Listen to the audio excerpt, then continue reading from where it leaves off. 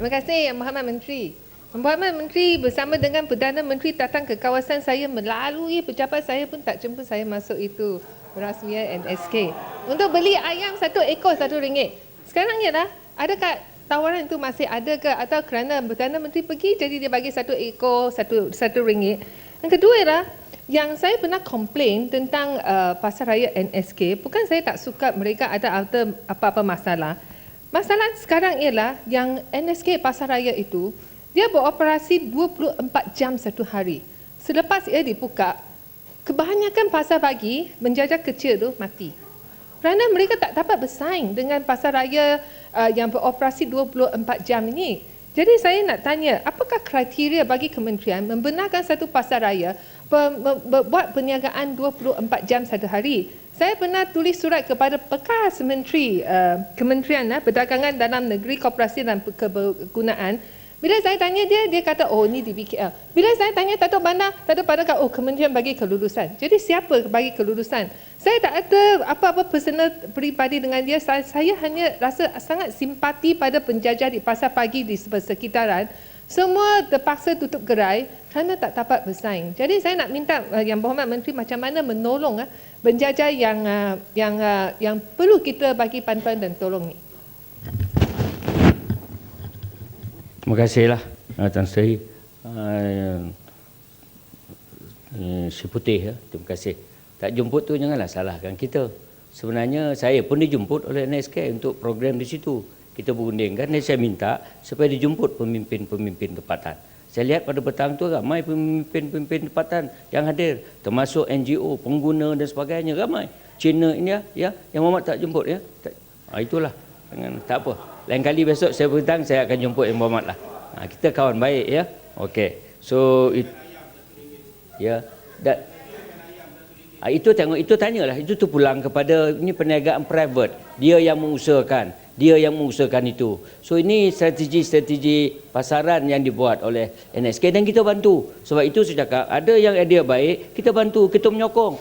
Bukan niat kita nak buat dia begini, yang akhirnya pula kilang kedai-kedai peniaga kecil mati. Tidak. Sebenarnya peniaga-peniaga di sekeliling itu pun mesti guna kesempatan untuk menggunakan pasaraya-pasaraya ini yang harganya murah untuk dia datang beli dan kemudian jual di tempat dia dan ambil keuntungan sedikit.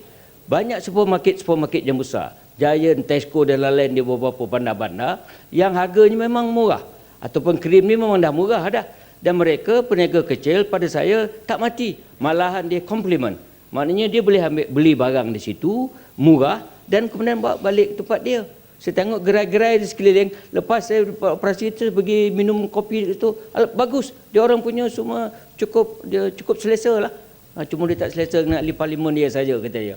Ya, selesa. Saya pergi sana, taukir sana pun jemput saya minum. Okay. Sekarang masalah ialah, bila ia dibuka, pasar raya itu buka, memang penjajah pasar pagi macam apa yang Muhammad kata tadi, pergi beli ayam 1 ekor, RM1 1 ekor dalam promotion dia jual di pasar pagi mungkin RM10 1 ekor kerana mereka memang tak dapat bersaing.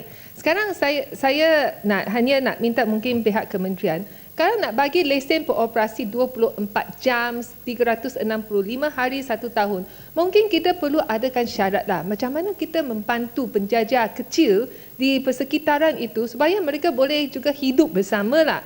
Jadi kalau tidak, kenapakah hanya pasar raya itu dibenarkan beroperasi 24 jam satu hari? Ini masalah saya. Sebenarnya saya hanya simpati pada mereka yang terpaksa tutup gerai kerana pasar raya itu. Itu saja. Yang Muhammad berikan saya statistik berapa penjaja yang tutup tu. Sebab saya lihat waktu lawatan saya, merata-rata ada banyak peniaga-peniaga kecil yang menggunakan kesempatan untuk dia mendapatkan barangan daripada pasar raya tadi. Begitu juga dengan beberapa contoh di tempat lain. Kalau seputih ada bermasalah, kita cuba kalau boleh bantu, kita bantu. Yang pentingnya penjaja-penjaja ni kena jaga. Yang RM1 tadi, dia boleh guna, patutnya dia beli banyak, kemudian bawa ke kedai dia boleh jual RM10, RM9 untung sebagai contoh. Jadi inilah pendekatan yang kita buat, dan apa yang saya perlukan ialah adik-adik baik. Kalau seputih, everything ada yang lebih baik, yang boleh kita laksanakan, rakyat dapat manfaat, kita bersedia untuk membantu. Ya, seputih. Ya, betul. Boleh? Ya, soalan, terlalu banyak kalian. Ya, pasar pagi boleh. Lawatan pasar pagi dengan saya. Boleh. Kita berdua saja. Boleh. Okey. Ni di pasar pun kita ada program merim kita. Menu rakyat satu Malaysia.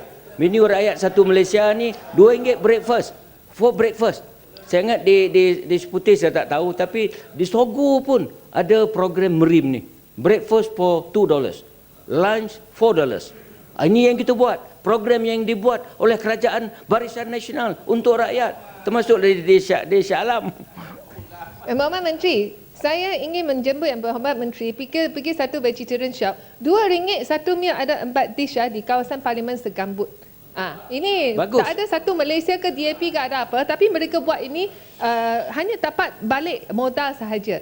Jadi saya rasa yang kedai macam ni mungkin yang kementerian perlu sokong lebih lah.